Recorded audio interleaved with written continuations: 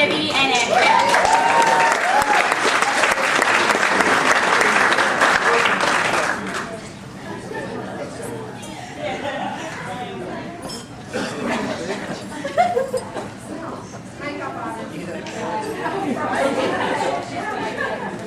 God, my sister looks like her.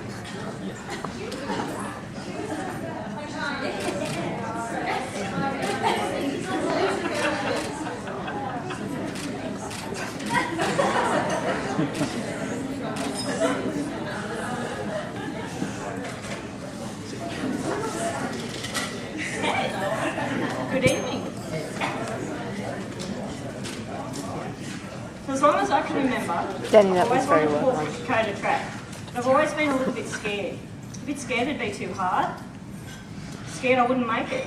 Scared I wouldn't be fit enough or mentally strong enough. But earlier this year, I decided to take a leap of faith and just do it. Dakota Spirit was offering a ladies-only trek to raise money for the National Breast Cancer Foundation.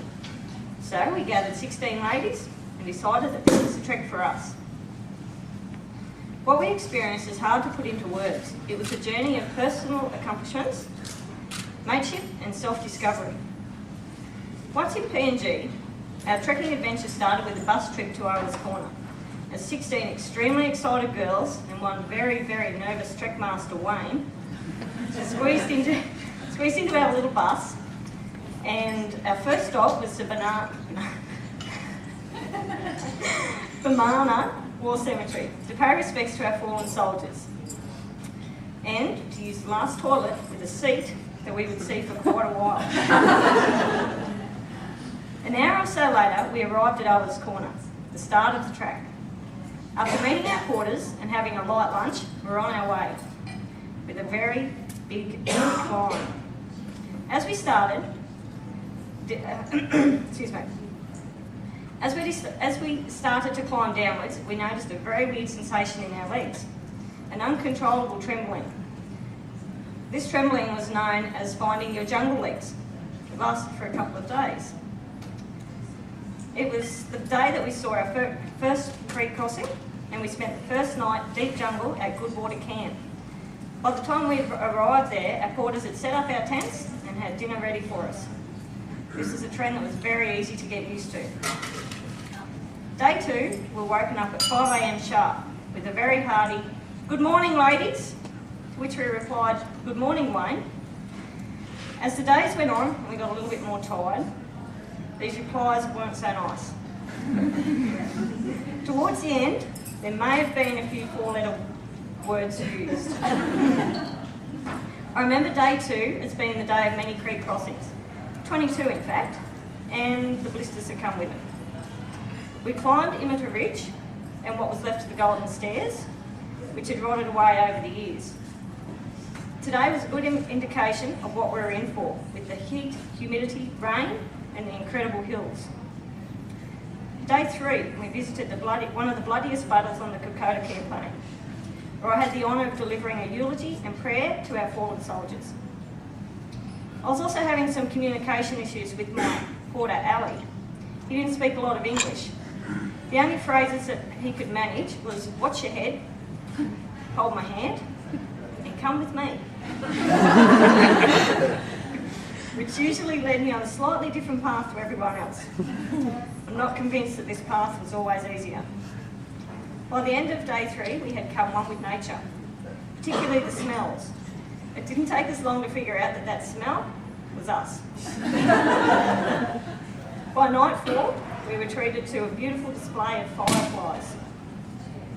Day 4, we tackled the wall, a new vertical hill that was conquered using teamwork and tree roots for grip.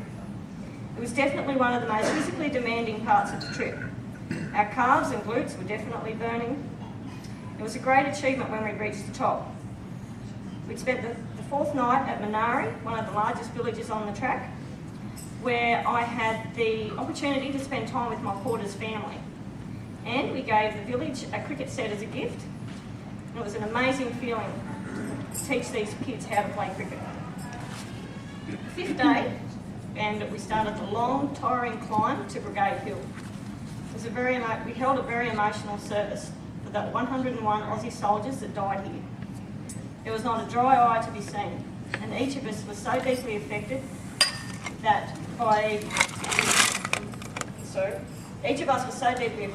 the tears were still flowing around the dinner table that night, as we were read a letter from the National Breast Cancer Foundation to commemorate the halfway of our trip.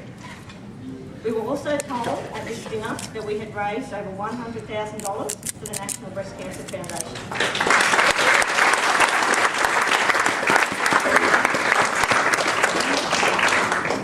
Day 6, we reached a camp called 1900, which is just below the highest part of the track. The highest part we climbed to was 21,900. 2,100. I was expecting a bigger one than that. It was probably our wettest day because it poured all afternoon. So we ended up staying in huts that night instead of in our tents. Part of this site, there was a washout in the river a few years ago, and they found 8 Japanese soldiers. One of these soldiers, Wayne, was able to accompany back to Japan to hand over to his family, which is a very emotional thing for him. Day 7, we reached Urasawa.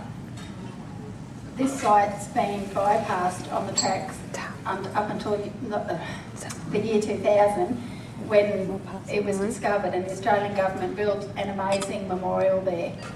It was completed in 2002, and now they hold annual Anzac services. We held a special service that day, and the porters often sang for us, and they sang their national anthem.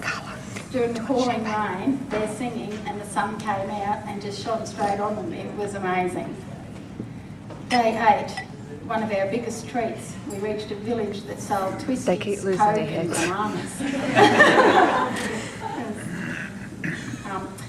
This day we also got to see some of the Japanese artillery that's been left over the track. Some of the shells weigh 6 kilos, and these soldiers carried them across Kokoda, as well as the guns dismantled the whole way. Day 9, we're all left feeling very excited because we're heading for Kokoda.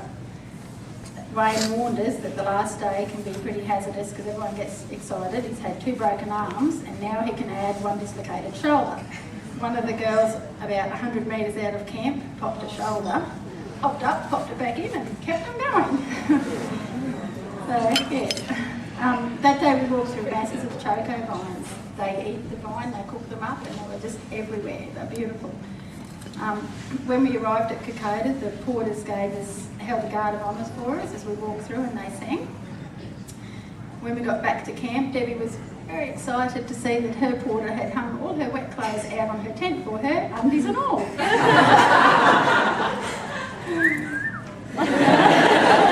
They weren't clean, don't worry.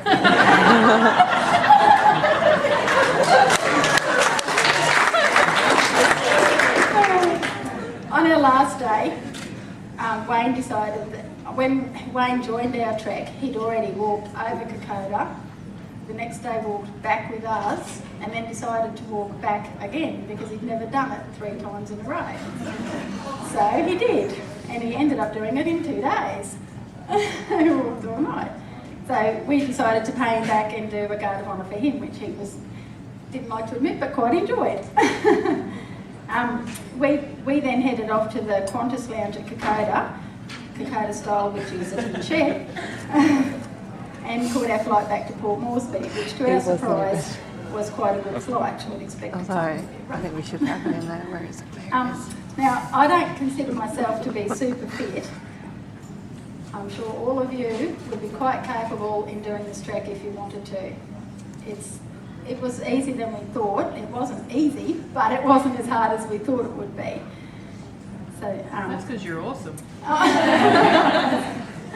So we had lots of laughs, mud, rain, tears, not too many. There's plenty of mateship, drying clothes over campfires, checking out the hot rods on the porters, freezing cold showers, lumpy instant potato, amazing ceremonies, harmonious sounds of porters singing, and the happy faces on the village children. These are some of the memories that will stay with us forever. There were some tough times, but I think if you look at it, just like back here, if you look at the big picture, it seems really hard, but if you do it step by step and take your time, you can achieve anything.